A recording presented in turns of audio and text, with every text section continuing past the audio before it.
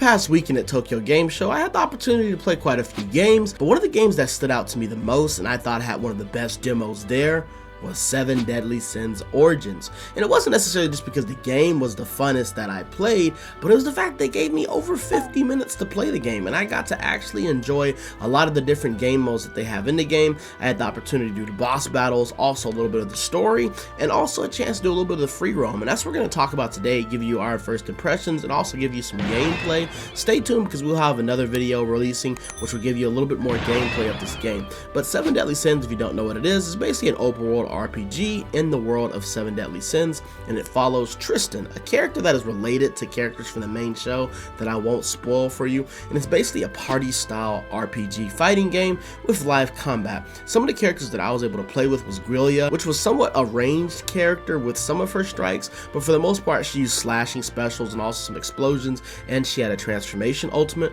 We also got to use Tristan, which is the main character. He had mainly slashing strikes, and he also had like a little bit of a fireball ultimate. There was also Tiore, which was a ranged fighter. I actually really like this character a lot. Utilized mainly a lot of summonings with her fighting, and then I also got to use Slater, who was basically using a lot of slash specials. And also, if I didn't say, I have not seen Seven Deadly Sins, so I didn't know anything about this world going into it, and the game still found a way to bring me into it and make me very much interested in this. As far as the controls, you have your basic attack, dash, dodge.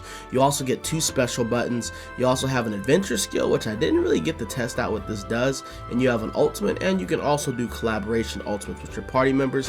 One thing about the controls and the combat, I will say I would have liked if we maybe would have had one or two more skills. Only having two skills kind of made the combat a little bit too simple, but we'll talk about some other things before we continue on that. The movement was pretty nice, the walking was smooth. I did run into a little bit of trouble with the swimming. It was rough and it was a little bit hard to control, so hopefully they can do a little bit of tuning with that. I will admit though, there was a little bit of a language barrier and I wasn't able just to read all the controls right in the moment because it was in Japanese and there was only so much of it that I could read, but I was still able to at least complete one of the puzzles, so I am a little bit proud of my Japanese level by being able to do that.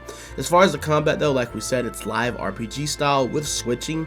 From what I saw, there was no cooldowns with the combat, and I enjoyed fighting the many different types of enemies that they had, and also the battle mechanics that they did have present all seemed to work well whenever I was playing the game. The presentation was also pretty good with some great graphics, nice music, and it made you really feel immersed into the world. Even though I knew nothing about Seven Deadly Sins, I was able to easily follow what was going on and feel immersed. Some of the game modes that we know are going to be in the game is going to be the story mode, of course. We're also going to have boss raids, which is a little bit like co-op, and also clearing dungeons. They also have free roam, which is something that we also got to do, and we could be getting even more different types of game modes coming to the game.